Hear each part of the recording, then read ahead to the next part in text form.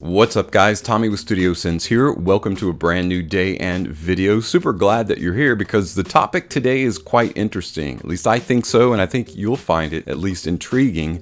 And that is 6 fragrances that, according to the Fragrance Foundation, you must own. And in fact, all of them are finalists in the men's prestige category. They've not yet picked a winner, which is going to be happening June. There'll be additional details. In fact, we're going to pause for just a quick second, roll the intro. When we come back, I'm going to introduce you to these finalists and explain why they are must-owns. I've got that and more coming up, so stay tuned.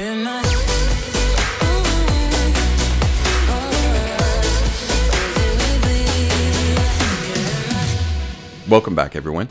So today we're focusing on the Fragrance Foundation finalists, the triple F, as it were. Those of you that loyally watch my channel know that Ashton of Gent Sense and I are good friends. I was at his house a week or so ago and he was like, hey, guess what?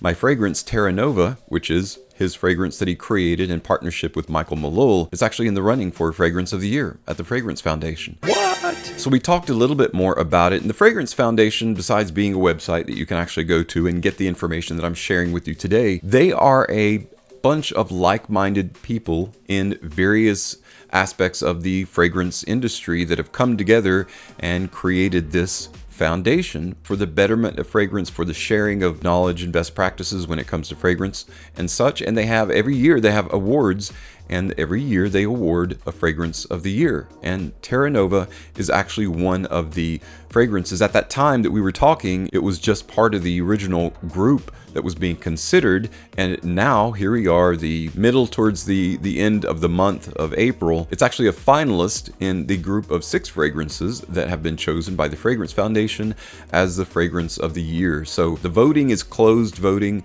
so we can't, as the general public, vote for that.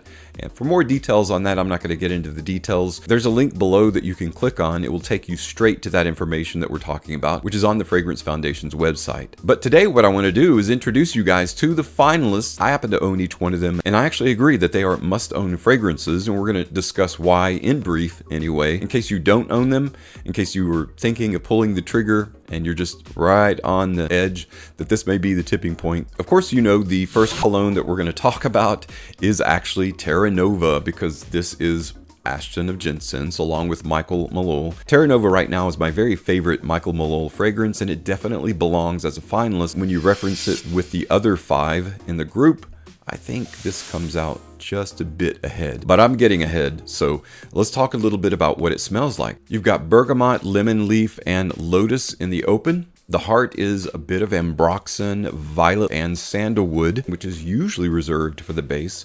So I think that was kind of a bit of a masterstroke, and what makes this fragrance perform so well, smell so good, and how the notes are the hierarchy of where they appear. The base is black amber, tonka bean, and patchouli. And when you first spray this on, you get a burst of citrus. Some people have confused it with yuzu. There's no yuzu in this fragrance. There's bergamot and lemon leaf. It's got a very peppery, lemony punch. What creates that punch in part, and what makes it so long lasting, peppery and powerful, is that open in combination with the heart. You've got bergamot and lemon leaf, which are both very citrusy. You've got lotus, a floral note, and then in the heart you've got ambroxan, sandalwood, and violet in combination with the open. And really, the base is just there to subsidize the open in the mid. Citrusy, woody, masculine, and pure. That kind of top shelf, high tier quality. So I think it's definitely deserving to be chosen as a finalist, and in my estimation, I hope people choose it as the fragrance of the year, because I would be really happy to see that. The culmination of all of Ashton's efforts, because I know the time and energy that he has spent is no less than anyone out there. Definitely reason enough to own the fragrance, let alone it being chosen as a finalist. Next up, we're going to consider a fragrance by Hermes, which is another very citrusy, very powerfully punching fragrance that is also masculine, but it's a unisex fragrance, and that is Terra Hermes Eau Givre. Terra Hermes Eau Givre takes the Terra Hermes DNA, that scent profile, and it modernizes it it adds a complex level of very bright citrus and citron. So you got this very lemony citrus balm with a woody thread throughout the middle of it. So you get this nuance of wood and citrus throughout the life of the fragrance as it's drying down, and that's actually where it stays. And it's just this really very almost heady kind of wood citrus combination. It's very unique. This one is definitely worth owning. Let's stop for a quick second and think about the word prestige. What exactly does the word prestige mean? According to the Oxford Languages Dictionary, the word prestige means widespread respect and admiration felt for someone or something on the basis of a perception of their achievements or quality. These fragrances that we're talking about today, one reason that they are must-owns, what better way to know that you're wearing a great fragrance that people are going to appreciate if it's already widely respected. The next one is a favorite of mine. Carolina Herrera just released a new flanker in this line. It is Bad Boy Cobalt.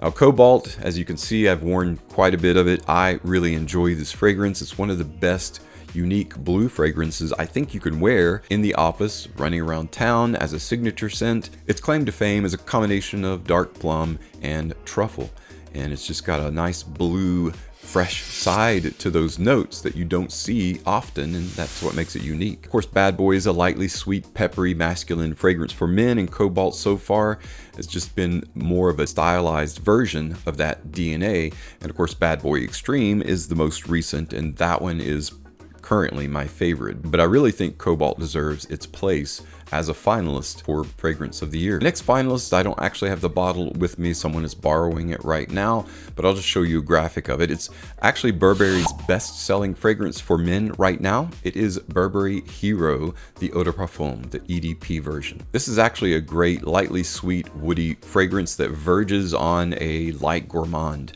and I think that's what makes it more popular, because it's a heavier version of the original Hero. When Hero first came out, its kind of claim to fame was that it's going to be this strong, staunch, woody, masculine fragrance. It's got 3 kinds of cedars: Atlas, Virginian, and Himalayan cedars. And so it's very cedar-centric, just like what often happens with men's fragrance, that something's just on the edge of being really good fragrance or really solid fragrance, but not quite there yet. That was my feelings with Hero, and then Hero EDP came out, and they did it perfect with that one. It's just a really solid fragrance. And so that one I definitely recommend. If you're thinking of owning either or, pull the trigger on Hero the EDP. You will be much happier with that fragrance than if you were to have purchased Hero by itself. Although Hero is not a bad fragrance, Hero EDP is a better one. So why not go for the better? So that's in the running for Fragrance of the Year, and I happen to agree. I think Hero EDP is definitely a must-own. If you like lightly sweet, very woody, very masculine signature scents that perform great. Another finalist for Fragrance of the Year is one by Yves Saint Laurent. It is the reformulation. It is Y the Eau de Toilette, and this is the 2022 version of Y. This is just Y done better. It's stronger, it's more aromatic, it's got more of a like a ginger kick to it with that overlay of fruit that it is its kind of caveat or claim to fame. And it's just an overall great signature scent. Still stands alone as the best sold men's fragrance by Yves Saint Laurent. It's an all-around great fragrance, and I have to agree, this is a keeper. It's a must-own. So for those of you that haven't tried the new Y, I think you'll be really happy with it and very pleased with the performance. Our next finalist in running for Fragrance of the Year, according to the Fragrance Foundation, and what I consider a must-own, is by Valentino. It is Valentino Uomo Coral Fantasy. Coral Fantasy is just a sweet apple tobacco bomb. I really like this fragrance. It's one of those that lies in your kind of periphery in terms of, I must wear this more, right? But you go for a while without wearing it, then you wear it and you're like, man, why am I not wearing this more? It's such a great fragrance. Coral Fantasy, I don't think it's aptly named. I think that's the issue I have with it. But that's not a big issue. It's just a small thing because it smells amazing. It is a great date night scent. It's got kind of that sexy vibe to it. I mean, anything with tobacco and apple. Apple just subsidizes the dark, and tobacco subsidizes the light fruit in apple. It's a great team up in this fragrance, and it's definitely worth owning. So good luck to to Coral Fantasy in the running for Fragrance of the Year. Well guys, that's it. I've covered all 6 fragrances that are currently in the running as finalists for Fragrance of the Year in the men's prestige category. So I really hope that when everyone is considering these fragrances and voting, that they consider the uniqueness of Terra Nova balanced against the popularity and the iconic class of each one of these fragrances. I really want to know your thoughts. After this video drops, I'm going to create a poll on the community page. I will link it below so that you can just click on it and go straight to the poll, or you can go on the community tab in YouTube, either on the mobile app or on the desktop app, and you can vote which one is your favorite. Guys, thanks so much for stopping by to check out today's video. I hope you found it interesting as much as I had fun doing it. As always, thank you so much for your continued support on my channel. I'm Tommy with Studio Sense, and I'll see you tomorrow.